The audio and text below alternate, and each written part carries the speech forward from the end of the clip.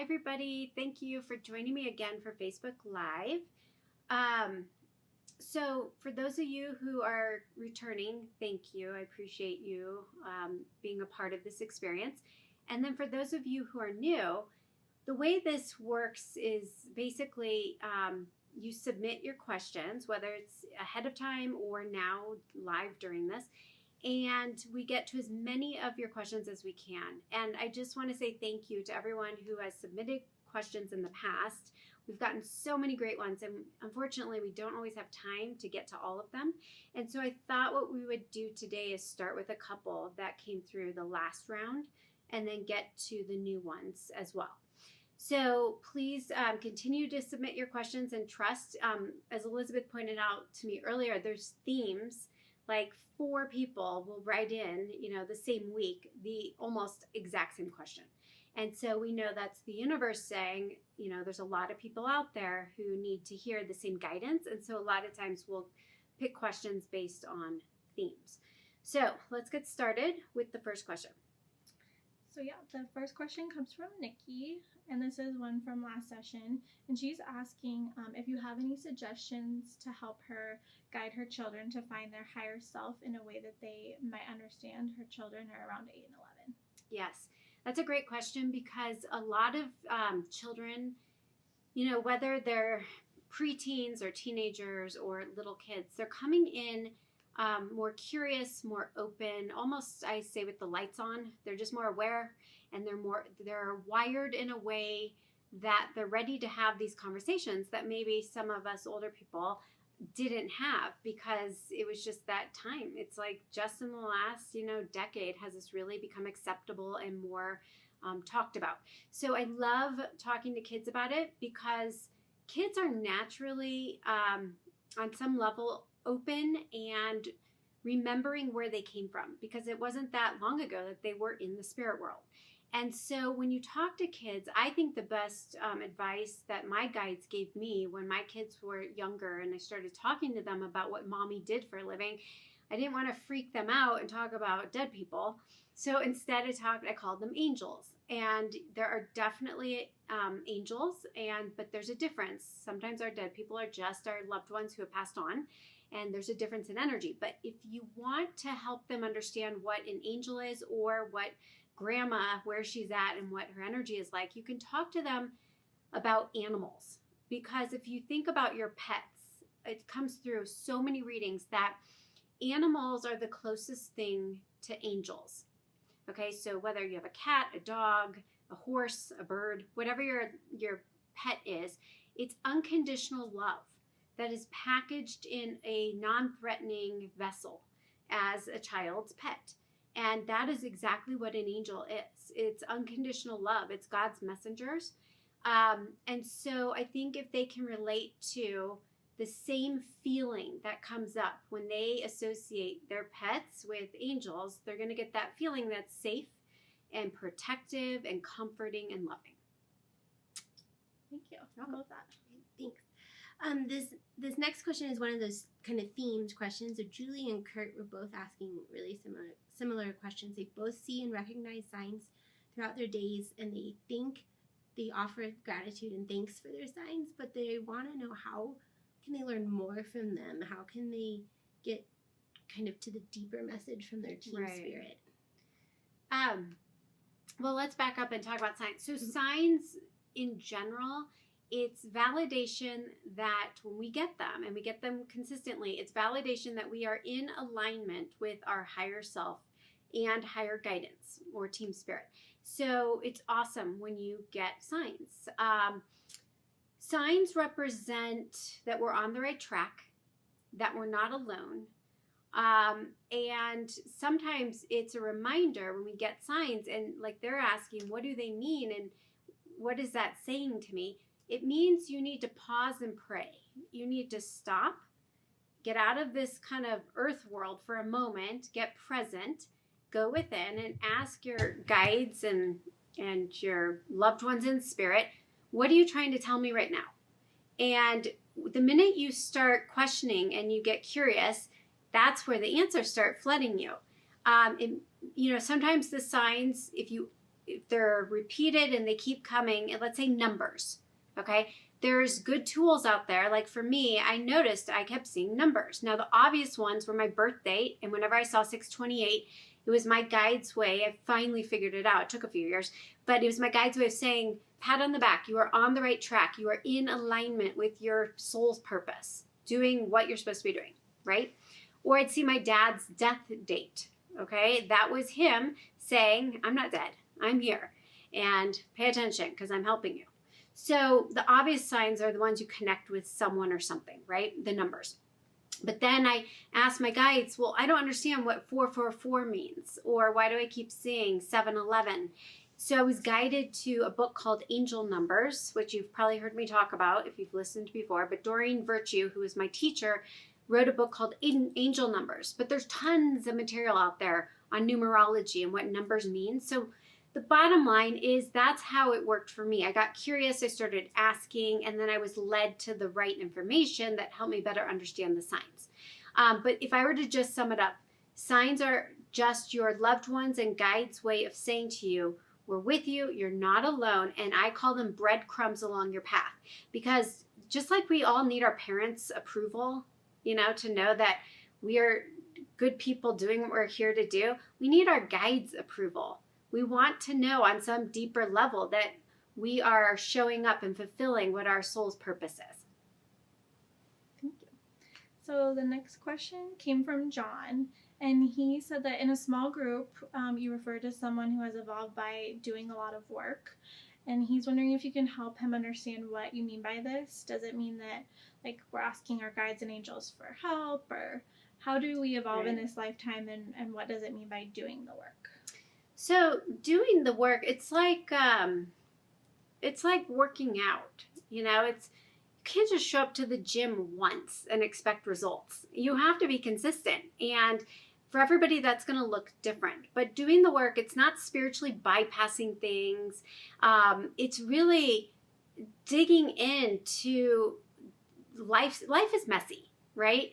And sometimes we have patterns and things come up, and our job is to learn lessons from, sometimes we don't always make great choices, and we need to then clean that up, which means doing the work. So for me, doing the work is about constant prayer and meditation, like daily.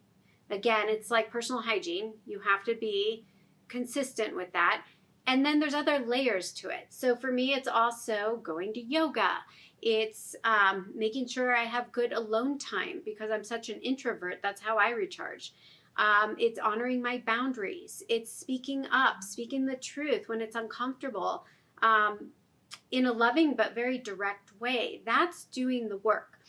And that sometimes brings up, uncomfortable stuff for all of us, but that's the only way we spiritually grow and evolve. Okay? So it's just, it's just part of being real, keeping it real. Hopefully that answers your question. Great. Our next question is from Amanda, and she wants to know, at what point does a soul enter the human body? Is it at conception, or when is it? Yeah, so that's a common question I get. What Spirit has told me, it's sometime between the 4th and 7th month in the womb. So it doesn't come in right away. It's usually, in that second trimester, sometimes third trimester. So the soul, a lot of times it comes and goes. It starts to kind of get used to the mom, the family. And so, it's coming in and then it's leaving. So it's really case by case. But I've never, in my experience of doing readings, if someone comes in 7 months or beyond, the soul's with them in the womb. I feel it. I talk to it. But I did a reading today for a woman. She was 5 weeks pregnant. And I said to her, are you pregnant? She said, yes. I said 5 weeks. Actually, she was 6 weeks, but I got 5 weeks. And I told her, that soul's there. It's not in your body right now, but it's floating around with all your dead people, and it's getting ready to come in. She was really nervous about this pregnancy, but the soul came through to reassure her everything was healthy and all would be well. Thank you. Mm-hmm. So Willie asks about some support ideas that you have for empaths, and if you're empathic, like how can you support that gift and understand it better? And then he also asked kind of like a second part, like, is that a skill that you can cultivate, or are you just kind of like born that way? Yeah, no, you're born that way. Just like we're all born with different personalities, we are all wired differently. Some of us are on, more advanced paths. We've reincarnated more times. We've done more work. And so empaths are just more sensitive. We all have, a sixth sense. We all have the connection to intuition, but to different degrees. Empaths are highly intuitive. They feel everything. It's very hard sometimes for an empath to be in this heavy, dense earth world because it's harsh and there's a lot of fear and a lot of contrast. But that's the whole point of coming in. So if you come in, it's like going out on a cold day. If you go out in your flip-flops and bathing suit, you're not prepared. You're going to be freezing, right? But if you go out bundled up correctly, you're going to be comfortable. And so I say it's getting spiritually dressed in the morning. For me, I don't leave my house without, even if it's 30 seconds. I like you have a crazy life and juggling a lot of moving parts, but I always make time. Usually about 5 to 10 minutes before I walk out the door, I bubble wrap. I call in my white light protection. I call in my guides, Archangel Michael, the disco ball. Imagine the mirrors reflecting off anything that's not in my highest good. There's all different ways empaths can prepare themselves. And there's a great book by Dr. Judith Orloff called The Empath's Survival Guide. I read it, resonated with me. You would get a ton of tools out of that to help you. Awesome. So this is a live question from Leslie. And this is based on your meditation. So after envisioning the white light washing over our bodies and doing that part, she often feels exalted and into the bright light and has heard flutters of wings. And she feels, it's really wonderful feelings even after like waking up from the meditation. She was wondering, is there a name or a label for that type of experience in meditation? I don't know, to be honest. Transcendental meditation, the bottom line is I can't label it. There may be a name. I don't know it.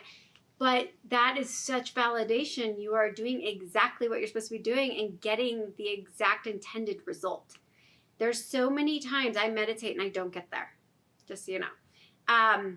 It's those days where I'm like, this is not working. I need to get up. I have too much anxiety or things on my mind. So I go for a walk instead and I make a moving meditation out of it. Or I go to yoga where I can be present and just focus on my breath versus trying to sit there. Because what you're doing is you're getting the highest and best result that's possible out of meditation. So don't worry about the label. The feeling is what matters. And if you're feeling that connection, then trust you are making that connection. So we had two very similar questions from Shannon and Angie, and they both were talking about how they've lost someone close to them, and they both smell similar smells. Like for Angie, it's her mother's perfume, and then for Shannon, it's her dad, and they're just wondering if that's a sign that they're with them. I love that you asked this. This came up in my group today.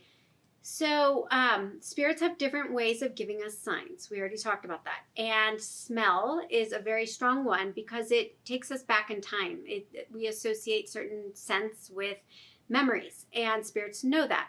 And so I don't know how, but they project a scent into a space that makes zero sense how it could be there. You don't smoke, you're in your bathroom and you smell cigarettes or cigars. Your mom's perfume in your car and she's been dead for 10 years.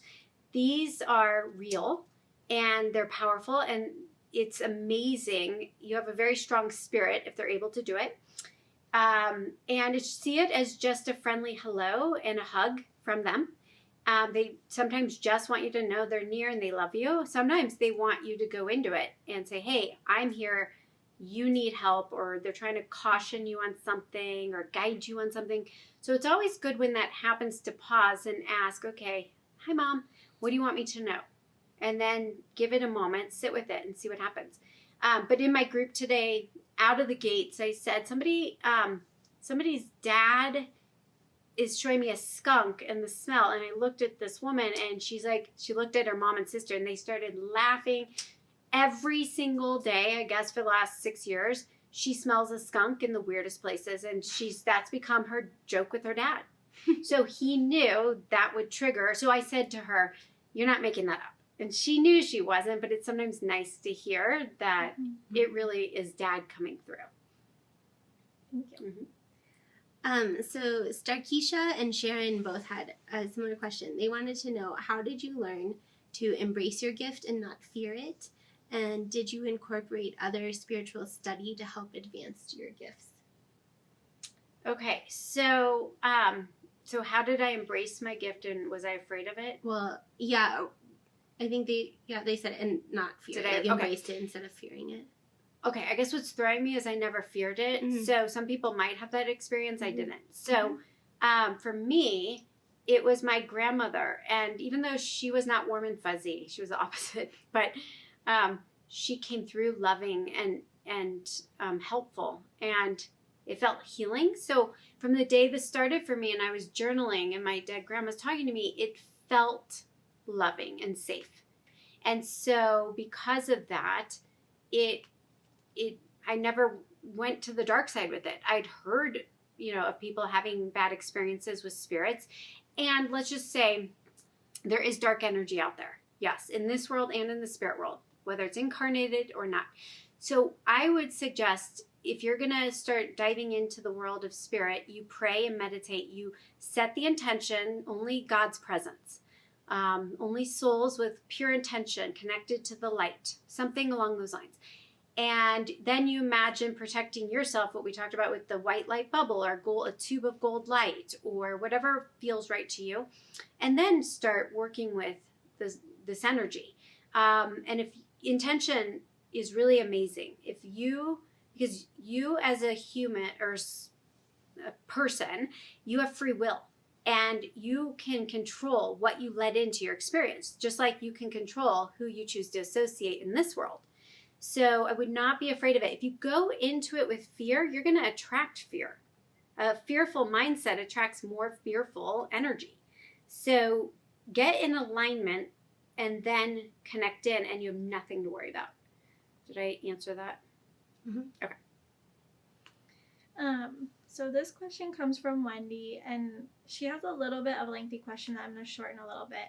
And it's about competition, and if there is such a thing as healthy competition, or if that's maybe just our ego and negativity.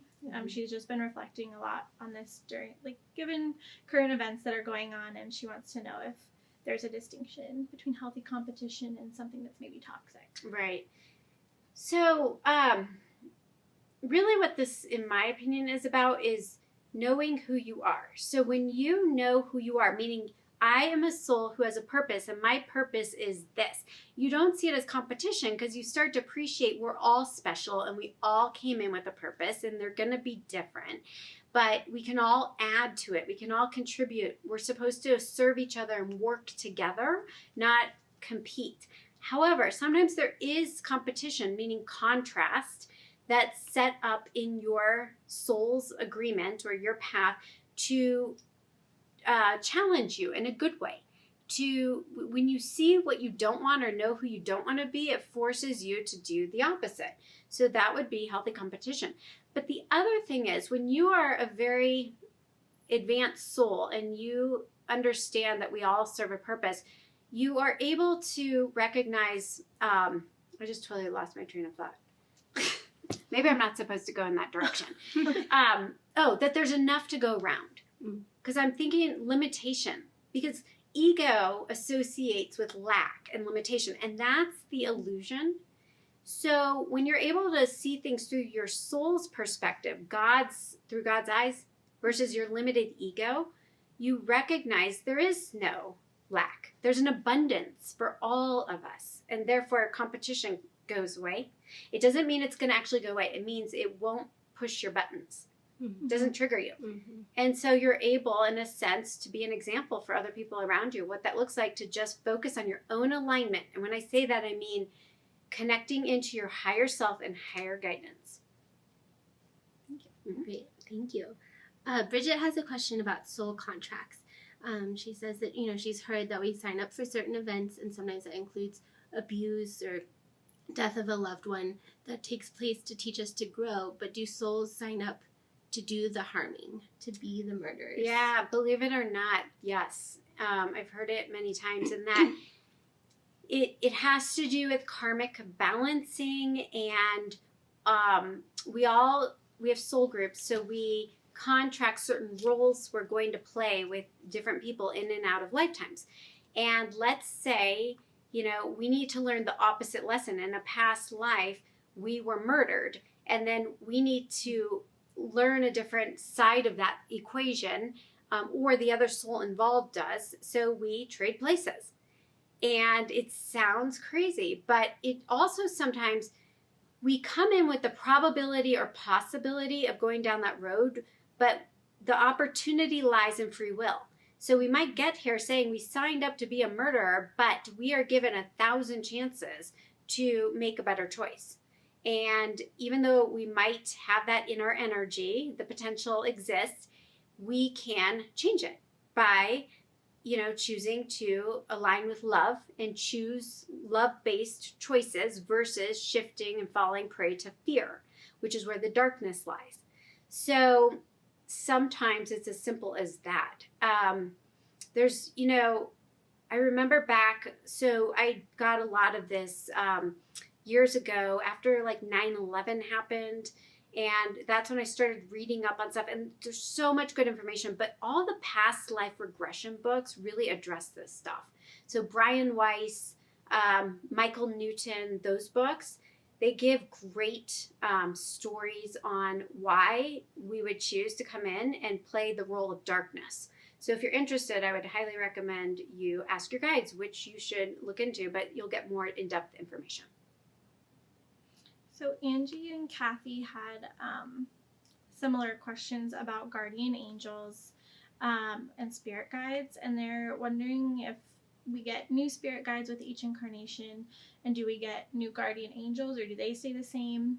And then the second part of that is kind of are guardian angels loved ones, or are they separate from departed loved ones? Yeah. So think of it this way with the school analogy that I often use.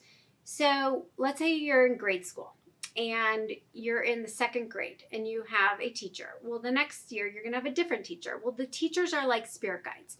So they're with you for a set period of time, not a school year, but for some of us, yes, and for some of us longer. It could be years. Sometimes it's months, but they're with you to help you master a certain life lesson. And once you've checked that box, you can move on to a new guide. Sometimes we have multiple guides. Think of like middle school, high school. You have many teachers, many spirit guides. But the guardian angels, like the principal of the school, remains consistent unless they take a different job. But if they keep that same role year after year, the guardian angel is constantly there. And the guardian angel is more in the background. You're more hands-on with the spirit guides. Guardian angels are kind of there in the background to make sure you stay out of harm's way, that you're on the right track, that you feel safe, loved, and protected. Angels are angels, okay? Angels don't incarnate. Spirit guides are, yes, can be your dead loved ones who have graduated to a level. They've been prepared to guide you. Sometimes we use that word, they are your guardian angel, but the truth is angels are too high of a vibrational energy to physically focus in a vessel. It would explode. So angels don't come into bodies. You've seen some of those TV shows where an angel shows up for a minute, you turn around and that person's gone. They can take on the form of a body to, do some divine intervention, but they don't stay in the body. It's an illusion. That's what it is. So hopefully that helps. That's great. Leslie would love to hear you talk about psychic connection to spirit versus mediumship, and those connections, and also like when they both happen at this kind of at the same time, or if they happen at the same time. Okay. Well, yeah, it's one and the same. Mm-hmm. So, all right. So these are great questions. They're just the way it's being worded is throwing me. Okay. So, let's back up. So psychic energy is like radio waves flying through the room, right? And we all have antennas. Some of us have satellite systems like me, or you can develop your antenna to become more or less satellite-like, meaning you're picking up everything.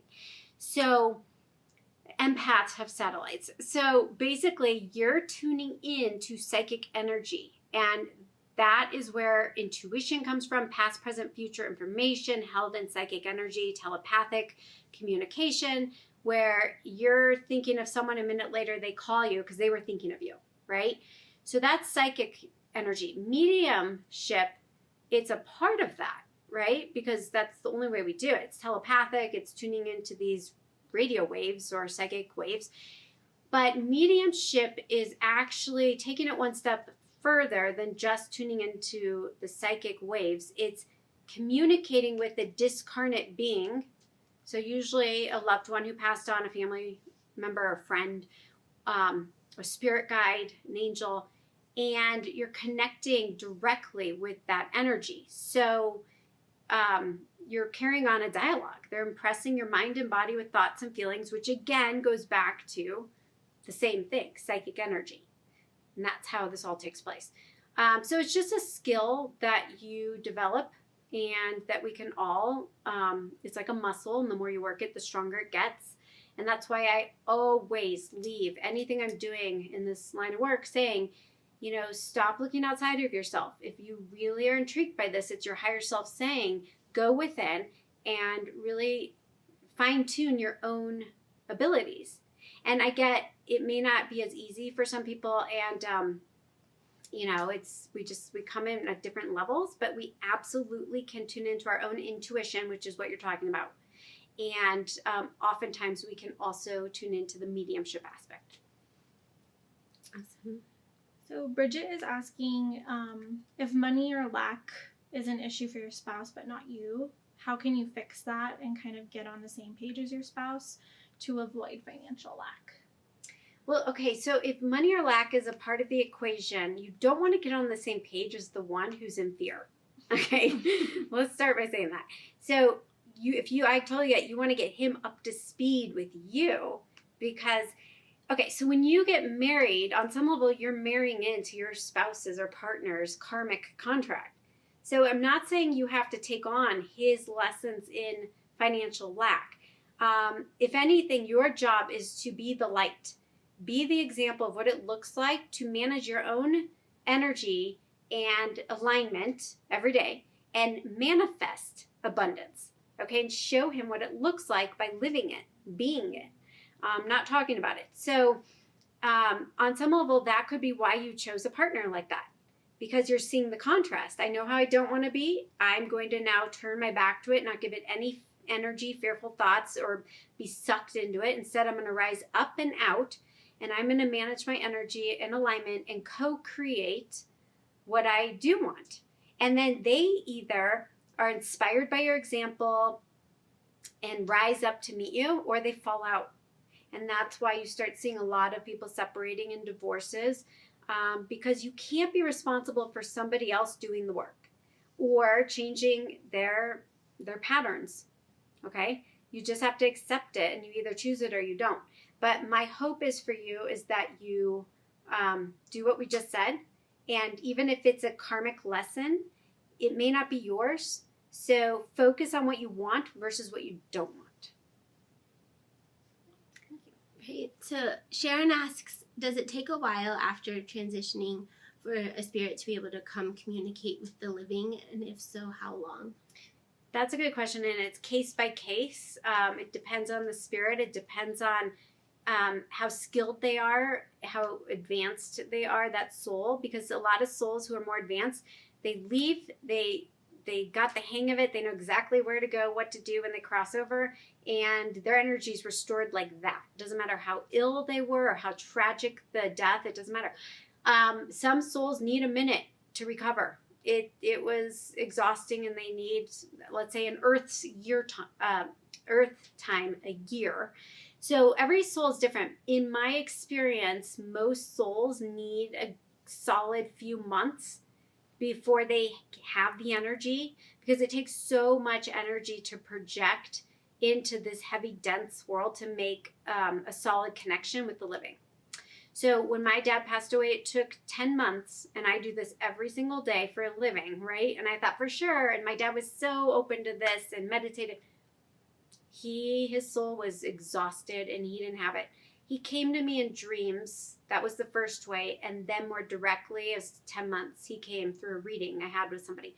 So don't get impatient. Don't see it as good or bad. It just is. And keep praying, meaning keep asking them, inviting them into your dreams, your meditations, showing you signs, and trust when they're ready, they will.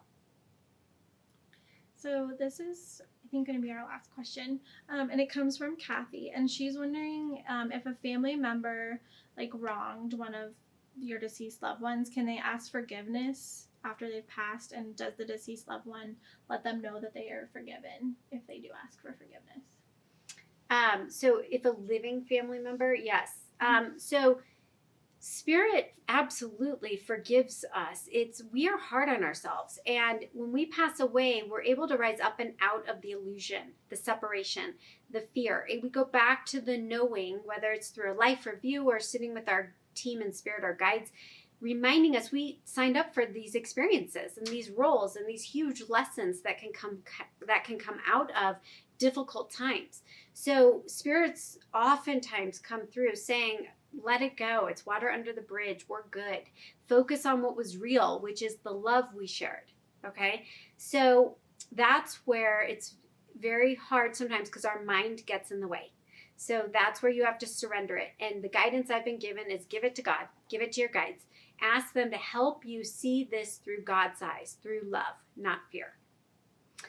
Okay, so those are great questions. I love, what I love is how the questions are evolving from when I first began this. I feel like so many of you are getting it, not just in general, getting the importance of coming together and, connecting in. This is why I created this group, for a safe place to start going deep and asking the crazy questions that people don't tend to want to talk about, over at the water cooler or day to day, just because you start to feel like I'm alone in this, I'm crazy, but you're not. More and more of us are waking up. And with that, I love that you guys are really taking advantage of the inner circle, and it really inspires me. And I love talking about this stuff. So thank you for writing in. Thank you for tuning in. And please, for the next time, for anybody who's feeling compelled to, reach out, please do. Stay connected to me through, my social media and my newsletter, mailing list. And until we meet again, wishing you brightest blessings and all love.